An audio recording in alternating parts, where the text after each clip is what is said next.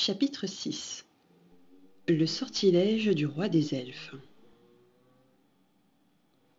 Sur le plus haut balcon de sa tour étincelante se tenait le roi des elfes. Au-dessous de lui vibraient encore les milliers de marches qu'il avait fait résonner sous ses pas.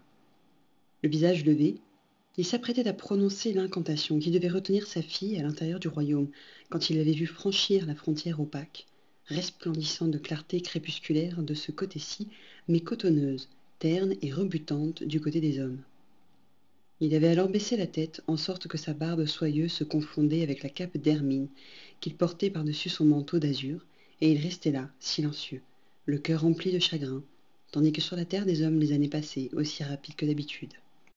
Et debout là-haut, sa silhouette blanche et bleue se découpant contre sa tour d'argent, marquée par un âge écoulé avant qu'il n'ait imposé le repos éternel au royaume enchanté, et dont ici nous ne savons rien, le roi des elfes songea à sa fille, livrée à la fuite impitoyable de nos ans.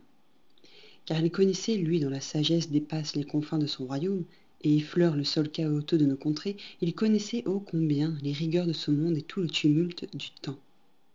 De là-haut, il savait que sa fille était déjà la proie des années, qui assaillent la beauté et des myriades d'épreuves qui tourmentent l'esprit, pour lui, qui existait au-delà de l'agitation et des dommages du temps.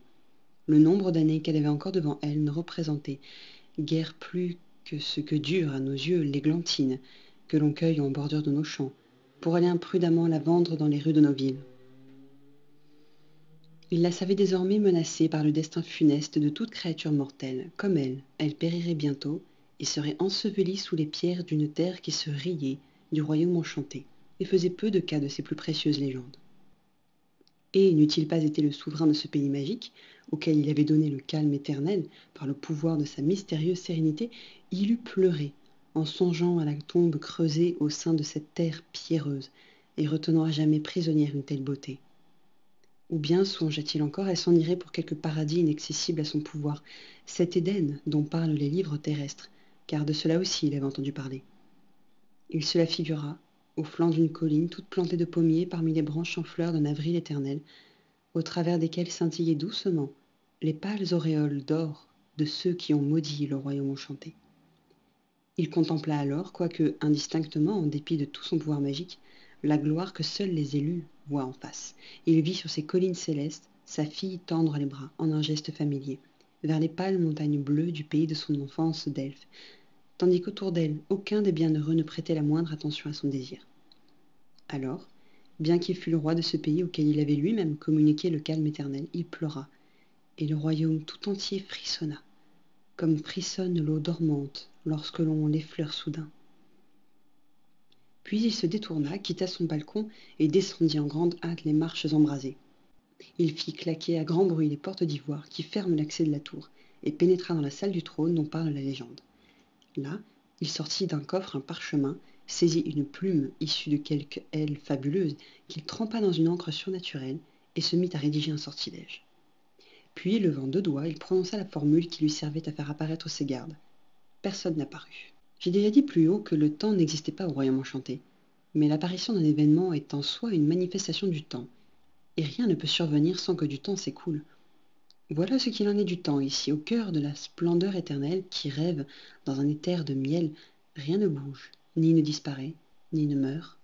Nulle créature ne cherche son bonheur dans le mouvement ou le changement, ou dans la poursuite d'autre chose, mais chacun trouve la béatitude dans la contemplation perpétuelle de la beauté éternelle, qui illumine ces pelouses enchantées d'un éclat aussi intense que le jour où elle naquit, issue de quelque sortilège ou de quelque chanson. Cependant, si les forces magiques se heurtent à quelque événement nouveau, alors la puissance qui maintient le royaume enchanté dans l'immobilité absolue et retient le temps, rompt pour un instant le calme. Or le temps venait de troubler le royaume. Supposons que l'on jette une pierre au milieu d'un lac profond où rêvent ensemble quelques gros poissons, de vertes algues et le chatoiement glauque des teintes aquatiques. Les poissons s'émeuvent, les couleurs se dérangent et changent, les algues tremblent, et la lumière s'éveille, tandis qu'une myriade de créatures et de plantes remuent lentement et se déplacent. Et puis bientôt, l'étang retrouve son immobilité. C'est ce qui survint quand Albéric franchit la frontière du crépuscule et traversa la forêt enchantée. Le roi fut troublé et ému, et tout le royaume frissonna. Voyant qu'aucun garde ne répondait à son appel, le roi examina la forêt qu'il savait troublée. Il fouilla du regard la masse sombre des arbres qui tremblaient encore du passage d'Alvéric, car son regard magique avait la faculté de voir, à travers les murs flamboyants de son palais et à travers l'épaisseur des bois. Et là, il aperçut les 4 chevaliers de sa garde, étendus à terre, avec les coulées de sang surnaturel débordant des entailles de leurs armures. Il songea alors à l'ancienne magie, quand, avant d'avoir conquis le temps, il avait, d'un sortilège tout neuf, créé le plus âgé des 4 gardes. Franchissant l'un de ces portails étincelants, il traversa la pelouse resplendissante et s'approcha du garde abattu, notant le trouble persistant des arbres alentour. « Il y a eu de la magie ici, » dit le roi des elfes. Et bien qu'il n'eût à sa disposition que 3 sortilèges, utilisables une seule fois, dont le premier destiné à ramener sa fille, avait déjà été déposé sur le parchemin, il prononça la seconde de ces formules toutes puissantes, au-dessus du corps du plus âgé de ces 4 chevaliers nés, il y a bien longtemps, de son pouvoir magique. Alors, dans le silence qui suivit les derniers mots de la formule, les fentes qui déchiraient l'armure couleur de lune se refermèrent d'un coup sec. Le sang épais et sombre disparut, et le chevalier, retrouvant la vie, se releva.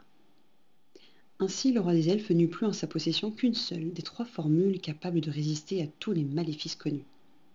Les 3 autres chevaliers restèrent à terre, et comme ils n'avaient pas d'âme, ce fut leur pouvoir surnaturel qui les quitta pour rejoindre le cerveau de leur maître.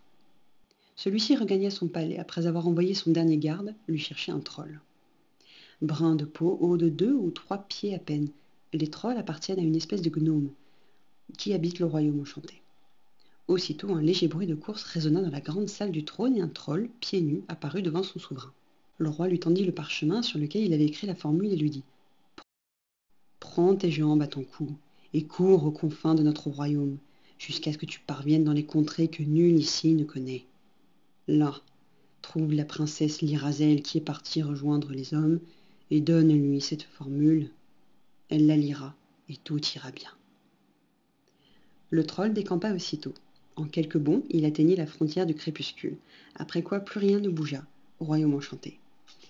Et sur le trône superbe que seuls les conteurs osent décrire, le vieux roi resta immobile, ruminant son chagrin en silence.